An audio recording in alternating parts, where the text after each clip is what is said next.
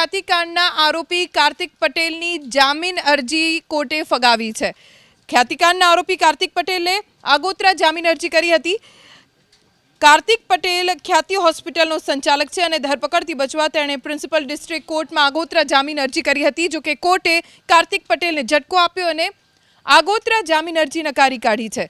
દર્દીઓના મોત અને બિનજરૂરી ઓપરેશન મામલે કાર્તિક પટેલ અને ડાયરેક્ટર સામે વસ્ત્રાપુર પોલીસ મથકે 3 ફરિયાદ નોંધાઈ છે। હાલ કાર્તિક પટેલ વિદેશમાં છે।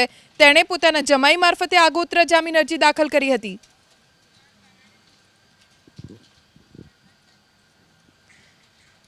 સુરતની વરાછા વિધાનસભા બેઠકના ધારાસભ્ય કુમાર કાનાણી, જેમણે મુખ્યમંત્રી ભૂપેન્દ્રભાઈ પટેલને પત્ર લખ્યો।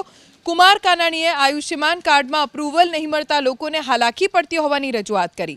પત્રમાં સમસ્યાના ઉકેલની પણ માંગ કરવામાં આવી। કુમાર કાનાણી અનુસાર ખ્યાતિ હોસ્પિટલે કૌભાંડ કર્યું, જેનું પરિણામ સામાન્ય નાગરિકો ભોગવી રહ્યા છે। આરોગ્ય વિભાગે એસઓપી જાહેર કરી તે સારી બાબત, પણ ઇમરજન્સી સારવારની જરૂર હોવા છતાં કાર્ડનું અપ્રુવલ નથી મળી રહ્યું।